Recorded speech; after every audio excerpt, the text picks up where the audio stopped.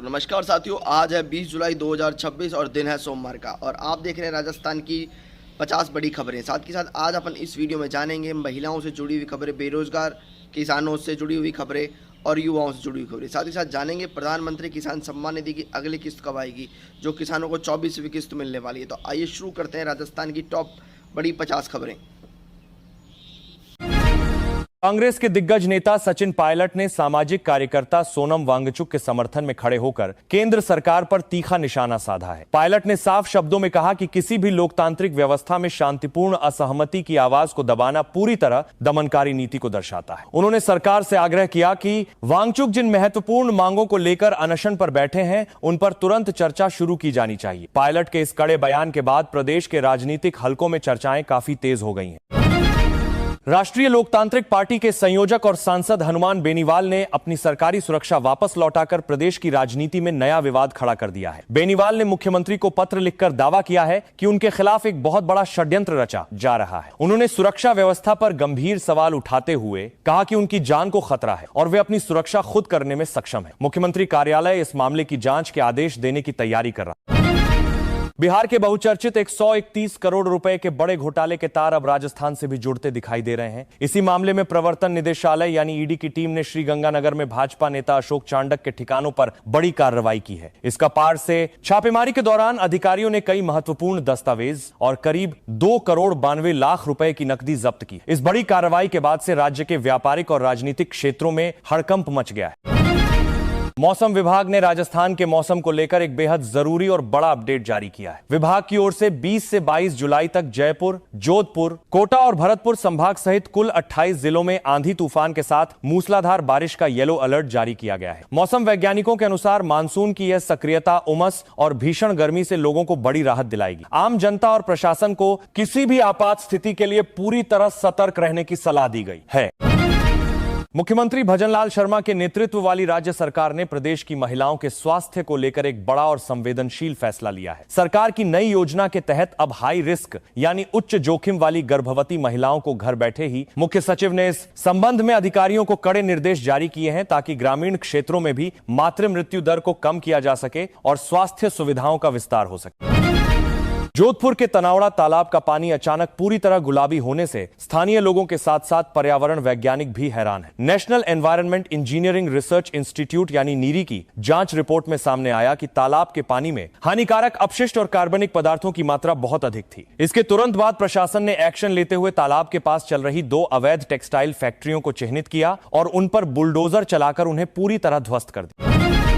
जयपुर के स्थानीय सर्राफा बाजार में आज सोने की कीमतों में मामूली उतार चढ़ाव दर्ज किया गया है। आज 24 कैरेट सोने की कीमत में मामूली गिरावट देखने को मिली है, जिससे ग्राहकों को थोड़ी राहत मिली है। बाजार विश्लेषकों का कहना है कि वैश्विक स्तर पर आर्थिक सुस्ती के बावजूद घरेलू मांग में स्थिरता बनी हुई है। यदि आप आज सोना खरीदने की योजना बना रहे हैं तो अपने नजदीकी आभूषण विक्रेता से 22 कैरेट और 24 कैरेट सोने के सटीक भाव जरूर पता कर लें।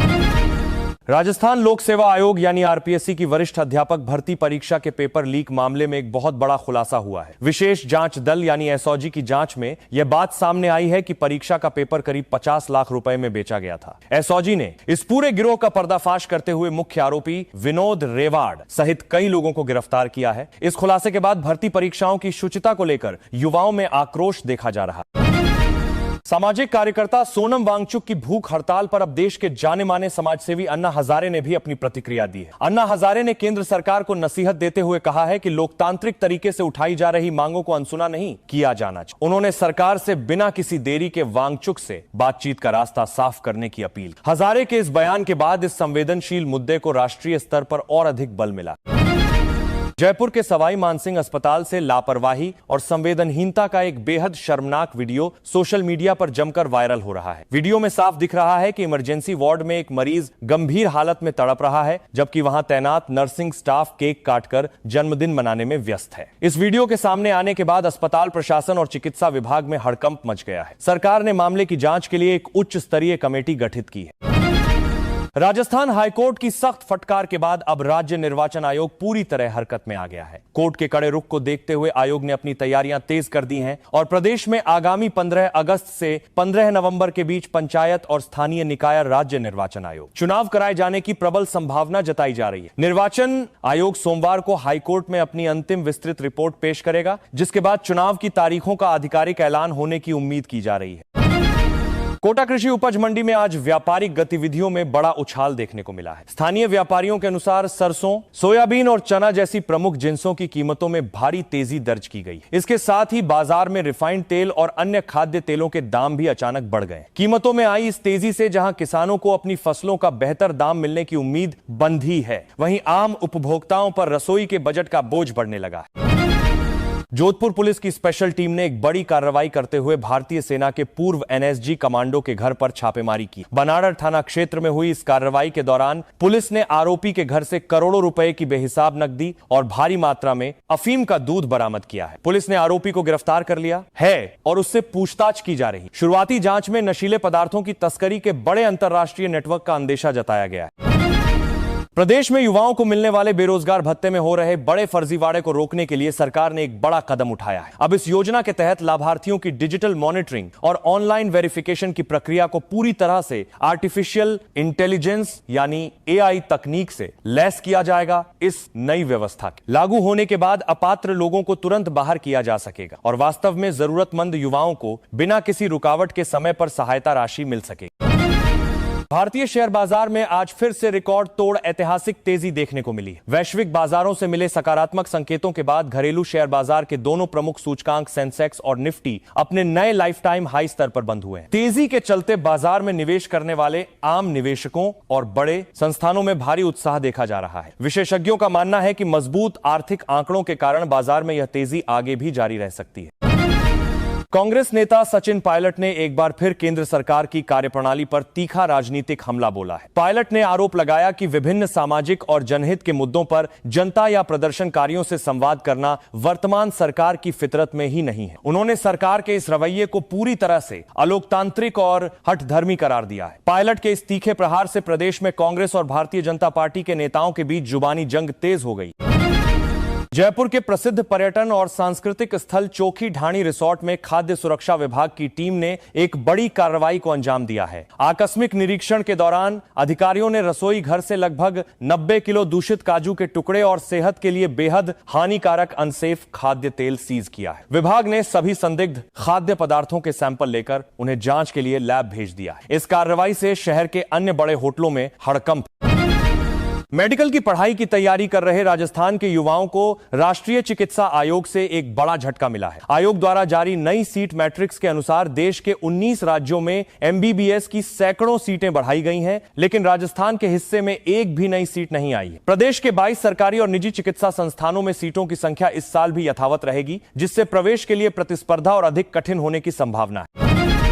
जयपुर की प्रसिद्ध मुहाना सब्जी मंडी में आज टमाटर और हरी मिर्च जैसी आवश्यक सब्जियों की आवक में बड़ा सुधार देखने को मिला है। स्थानीय विक्रेताओं के अनुसार पिछले कुछ दिनों से जारी मानसून की बेरुखी के बावजूद पड़ोसी राज्यों से माल की समय पर डिलीवरी होने के कारण सब्जियों के दामों में काफी नरमी आई है। इस बदलाव से आम उपभोक्ताओं को बड़ी राहत मिली है, जो पिछले काफी समय से आसमान छूती महंगाई से बेहद परेशान चल रहे थे। उदयपुर जिले से धर्मांतरण की आशंका के तहत 7 मासूम बच्चों को अवैध रूप से गोवा भेजे जाने का एक बेहद गंभीर मामला सामने आया है। रेलवे पुलिस ने त्वरित कार्रवाई करते हुए इन बच्चों को रास्ते में ही मुक्त करा लिया है और आरोपियों से पूछताछ की जा रही है। इस घटना पर गहरी चिंता व्यक्त करते हुए स्थानीय सांसद ने राज्य सरकार और केंद्रीय गृह मंत्रालय को पत्र लिखकर पूरे मामले की सीबीआई जांच कराने की मांग। राजस्थान में आगामी पंचायत और निकाय चुनावों को समय पर संपन्न कराने के लिए राज्य निर्वाचन आयोग ने अपनी तैयारियां बेहद तेज कर दी हैं। राज्य में इलेक्ट्रॉनिक वोटिंग मशीन यानी ईवीएम की कमी को दूर करने के लिए सरकार मध्य प्रदेश से हर महीने लगभग 20 लाख रुपए के किराए पर मशीनें मंगा रही है। आयोग के अधिकारियों का कहना है कि इन मशीनों के आने से चुनाव के सभी चरणों को बिना किसी तकनीकी बाधा के सुचारू रूप से पूरा किया जा सकेगा। स्थानीय सर्राफा बाजार में आज सोने के साथ साथ चांदी की कीमतों में भी एक बार फिर बड़ी तेजी दर्ज की गई। औद्योगिक क्षेत्रों से चांदी की मांग में आई अचानक तेजी और वैश्विक बाजारों के मजबूत रुख के कारण चांदी के भाव में बड़ा उछाल देखने को मिला है। बाजार के जानकारों का मानना है कि आने वाले समय में त्योहारी सीजन की शुरुआत के साथ ही कीमती धातुओं की कीमतों में और अधिक बढ़ोतरी होने की पूरी संभावना बनी हुई। राजस्थान गवर्नमेंट हेल्थ स्कीम यानी आरजीएचएस योजना में बड़े पैमाने पर सामने आई वित्तीय और प्रक्रियागत गड़बड़ियों पर सरकार ने कड़ा रुख अपनाया है। चिकित्सा विभाग ने त्वरित कार्रवाई करते हुए प्रदेश के 69 नामी फार्मेसी स्टोर्स को इस योजना पर की सूची से हमेशा के लिए बाहर कर दिया है। इसके साथ ही कई निजी और सरकारी अस्पतालों को भी निलंबित करते हुए उन पर भारी जुर्माना लगाया गया है ताकि योजना का पारदर्शी संचालन सुनिश्चित हो सके। जयपुर ग्रामीण के फागी इलाके के चौरू गांव में जमीन की खुदाई के दौरान चांदी के प्राचीन सिक्के और सोने का खजाना मिलने की एक अफवाह ने पूरे क्षेत्र में सनसनी फैला दी। इस खबर के सोशल मीडिया पर फैलते ही आधी रात को बड़ी संख्या में ग्रामीण हाथों में टॉर्च और कुदाल लेकर खेतों में खुदाई करने पहुंच गए। स्थानीय पुलिस और प्रशासन की टीम ने तुरंत मौके पर पहुंचकर भीड़ को तितर भीतर किया और अफवाह फैलाने वालों की जांच शुरू कर दी है। राजस्थान विधानसभा के आगामी मानसून सत्र के दौरान प्रदेश की शिक्षा व्यवस्था और शिक्षकों के खाली पड़े हजारों पदों को लेकर विपक्षी दलों ने सरकार को घेरने की पूरी रणनीति बना ली है। कांग्रेस और अन्य विपक्षी नेताओं का दावा है कि राज्य के ग्रामीण क्षेत्रों के सरकारी स्कूलों में शिक्षकों की भारी कमी के कारण बच्चों की पढ़ाई पूरी तरह प्रभावित हो रही है। इस मुद्दे को लेकर सदन में सरकार और विपक्ष के बीच तीखी बहस होना तय माना जा रहा है। भजन लाल सरकार ने कम छात्र संख्या और कम एडमिशन वाले प्रदेश के लगभग 346 सरकारी अंग्रेजी माध्यम स्कूलों को लेकर एक बड़ा और व्यावहारिक नीतिगत निर्णय लिया है। सरकार ने इन सभी स्कूलों को दोबारा हिंदी माध्यम स्कूलों में बदलने की प्रशासनिक प्रक्रिया शुरू कर दी है। शिक्षा विभाग के अधिकारियों के अनुसार इस फैसले का उद्देश्य स्थानीय स्तर पर बच्चों की मांग और भाषा की सुविधा के अनुसार बेहतर संसाधन और शिक्षक उपलब्ध कराना है ताकि शिक्षा की गुणवत्ता बनी रहे। श्रीगंगानगर और हनुमानगढ़ जिले की प्रमुख अनाज मंडियों में आज ग्वार और मूंग की कीमतों में स्थिरता देखने को मिली है। बाजार के व्यापारियों का कहना है कि वर्तमान में फसलों की आवक सामान्य बनी हुई है और मांग में ज्यादा उतार चढ़ाव नहीं होने के कारण भाव स्थिर बने हुए हैं। स्थानीय किसानों को उम्मीद है कि आने वाले दिनों में यदि निर्यात की मांग बढ़ती है तो उन्हें अपनी इस उपज के और भी अच्छे और लाभकारी दाम मिल सकेंगे। कोटपूतली बहरोड जिले के श्यामपुर इलाके में स्थित एक शराब फैक्ट्री के सुरक्षा गार्ड के साथ कुछ अज्ञात बदमाशों द्वारा बेरहमी से मारपीट करने का एक वीडियो सोशल मीडिया पर तेजी से वायरल हो रहा है। वीडियो के सामने आने के बाद स्थानीय लोगों ने कानून व्यवस्था और पुलिस की कार्यशैली पर गंभीर सवाल उठाए हैं। जिला पुलिस अधीक्षक ने इस घटना का संज्ञान लेते हुए आरोपियों की पहचान करने और उनकी जल्द गिरफ्तारी के लिए विशेष टीमें गठित कर दी हैं। राजस्थान लोक सेवा आयोग ने जूनियर लॉ ऑफिसर यानी जेएलओ भर्ती परीक्षा की तारीखों का आधिकारिक ऐलान कर दिया है। आयोग के अनुसार यह परीक्षा आगामी 26 और 27 जुलाई को विभिन्न जिला केंद्रों पर आयोजित की जाएगी। जल्द आयोग की आधिकारिक वेबसाइट पर अपलोड कर दिए जाएंगे। अभ्यर्थियों को सलाह दी गई है कि वे समय पर अपने प्रवेश पत्र डाउनलोड कर लें और परीक्षा केंद्र पर तय समय से पूर्व पहुंचे। जोधपुर के उम्मेद अस्पताल में प्रसूता महिला को गलत ब्लड ग्रुप का खून चढ़ाने के संवेदनशील मामले में जांच कमेटी ने अपनी अंतिम रिपोर्ट मेडिकल कॉलेज के प्राचार्य को सौंप दी है। रिपोर्ट में यह स्पष्ट खुलासा हुआ है कि रक्त चढ़ाने से पहले डॉक्टरों से प्रशासन का पालन नहीं किया गया था, जिसके कारण यह गंभीर हादसा हुआ। इस लापरवाही के जिम्मेदार कर्मचारियों के खिलाफ सरकार जल्द ही कड़ी अनुशासनात्मक कार्रवाई करने जा रही है। अलवर जिले के गोविंदगढ़ कस्बे में जलदाय विभाग की एक बड़ी लापरवाही का मामला सामने आया है। पेयजल आपूर्ति की मुख्य पाइपलाइन में अचानक लीकेज होने के कारण पानी की टंकी से लगभग 15 फीट ऊंचा फव्वारा फूट पड़ा, जिससे लाखों लीटर पीने का साफ पानी सड़क पर बहकर पूरी तरह व्यर्थ हो गया। भीषण गर्मी और पेयजल संकट के बीच हुई पानी की इस भारी बर्बादी को लेकर स्थानीय निवासियों में विभाग के प्रति भारी रोष देखा जा रहा है। भरतपुर जिला पुलिस ने सोशल मीडिया पर अवैध हथियारों का प्रदर्शन कर दहशत फैलाने वाले 2 शातिर आरोपियों को गिरफ्तार करने में बड़ी सफलता हासिल की है। आरोपी अपनी रील्स में हथियारों का प्रदर्शन कर युवाओं को गुमराह करने का प्रयास कर रहे थे। पुलिस में हथियारों का राज्य का क्रिएट करने का अधीक्षक ने बताया कि जिले में अपराधियों और हथियारों का प्रदर्शन करने वालों के खिलाफ एक विशेष धरपकड़ अभियान चलाया जा रहा है और ऐसे किसी भी असामाजिक कृत्य को बर्दाश्त नहीं किया जाएगा। प्रधानमंत्री किसान सम्मान निधि योजना के लाभार्थियों के लिए केंद्र सरकार की तरफ से एक महत्वपूर्ण अपडेट सामने आया है। अब किसानों को खेती के लिए बहुत जल्द और आसान तरीके से बैंक लोन उपलब्ध कराने के लिए उनके भूमि रिकॉर्ड को सीधे केंद्र के नए यूएलआई सिस्टम से जोड़ा जाएगा। इस डिजिटल कदम से कागजी कार्रवाई काफी कम हो जाएगी और पात्र किसानों को बिना किसी बिचौलिए के सीधे अपनी बैंक शाखा से कृषि ऋण की सुविधा मिल सकेगी। आइए अब बात करते हैं आज के राशिफल की। ज्योतिष गणना के अनुसार आज कन्या राशि का चंद्रमा कई राशियों के लिए शुभ और राहत देने वाला रहेगा। मेष, मिथुन और सिंह राशि के जातकों को आज आर्थिक लाभ और करियर में नए अवसर मिलने की प्रबल संभावना है, जबकि वृष और तुला राशि के लोगों को स्वास्थ्य के प्रति सचेत रहना होगा। बाकी सभी राशियों के लिए आज का दिन सामान्य और अनुकूल बना रहेगा।